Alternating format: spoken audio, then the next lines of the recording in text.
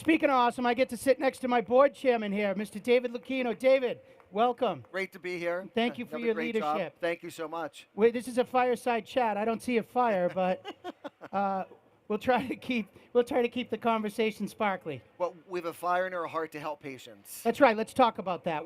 What drew you to this industry?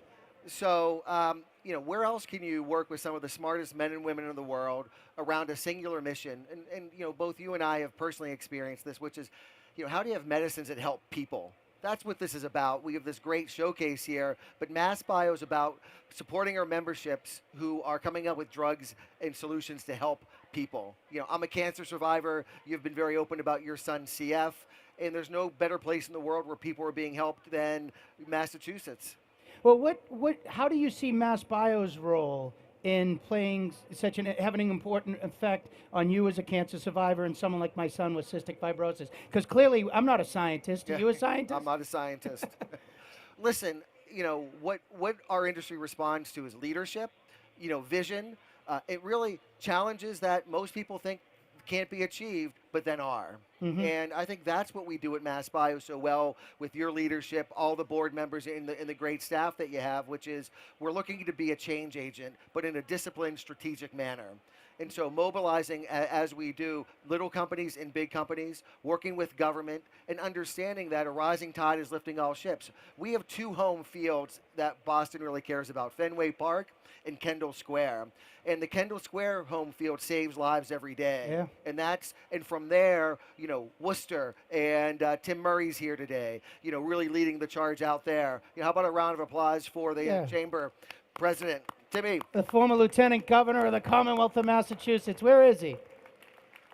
And so people in Massachusetts care. We want to win, but the scoreboard we win with is how many patient lives can we impact and ultimately save. You use a lot of sports analogies. Did you used to be an athlete of sorts? I played ball back in my day, and I was fortunate to have an uncle who was involved with the Red Sox for many years and helping to bring a couple of World Series here. So, but I love sports, and I love helping patients. Mm-hmm. Tell me a little bit, what is your company doing right now? So we're a proud member of MassBio, and it's the second company I've started with Bob Langer. I've worked with Dr. Langer from MIT for about 14 years, and this is about taking the body's native stem cells that are already exactly where you want them, and instead of removing them, just using small molecules in place to get them to regenerate themselves. And the first area we're focused on is hearing regeneration. Then the second area we're focused on is remyelination, which is repairing the cover of the nerves in your brain, which get attacked when you have multiple sclerosis. What brought you to this industry? What brought you to this area? You're not a native Massachusetts person. Where'd you come from? Yeah, I grew up in Pittsburgh, Pennsylvania. I call it a small version of Boston. Do they have a football team? The Steelers, is it? I think so.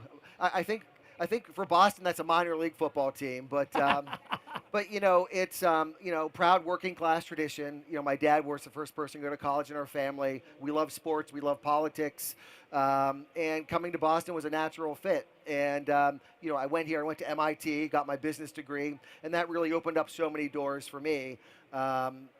In Massachusetts, we love sort of the educational system, and there's a lot here to learn, and that's also an important currency that I was fortunate enough to get plugged into. Did you meet any special mentors at MIT that helped you get excited about this industry? As I mentioned, Bob Langer has just been, he's been a bit of a, big brother / godfather for me. He's really been drawn. I'm not a scientist, but he asked me a few questions early on, and he liked the way I thought. I think in a non-traditional way. And the question that he asked me. It was, and it's a true story. Bob was trying to feel out how do I solve problems, and so he asked me a question over lunch one day. He said, "David, can you tell me the two people from the state of Kentucky who in the 1960s had a tremendous amount of social influence?" This is a true story. And within about 7 seconds, I got this question, and I just nailed it. And the two people from the state of Kentucky who Does anyone know the answer to this, by the way? I heard. Yep. Muhammad Ali. That's it. And then the other one was Colonel Sanders. And which is a very strange question to come from a guy like Bob Langer, who's one of the smartest guys in Boston. But what he's looking for is, can you take disparate information and put it together in an unexpected way? And because that's what he has to do as a scientist. He knows what the textbooks tell him, but all of his solutions don't happen in textbooks. He creates the textbooks. That's a great story. Let's talk a little bit. You see folks like Tim Cahill's here from the city of Quincy as well, our Treasurer, former nice to see state you, sir. treasurer. It's amazing to see folks from all the different areas of the Commonwealth. We have Gloucester and Worcester and all over the 495 partnership. What is it that we can do in Massachusetts?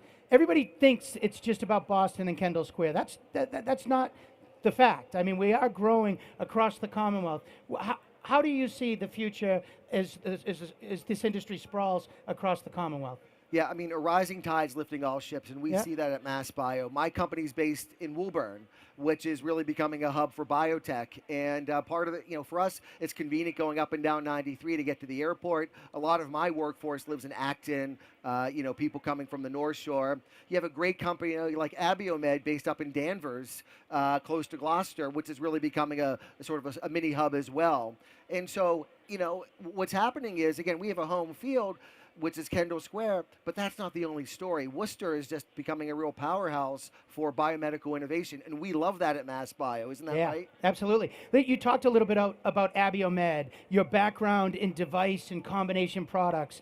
Where do you see MassBio moving? I mean, if you look at the percentage of our membership that fits into the med tech space, it's not just about biotech companies, is it? It's really not about biotech. That's a great point. I mean, we embrace anybody that wants to help patients embrace change and use technology and innovation. And that's what, the staff at MassBio do better every day. If you call up and you need help, someone there is going to answer the phone and try to help you get where you need to go. And at MedTech, which was my last company that I was able to build successfully, and now in biotech, it doesn't matter. We're agnostic. We're focused on helping patients and moving innovation forward.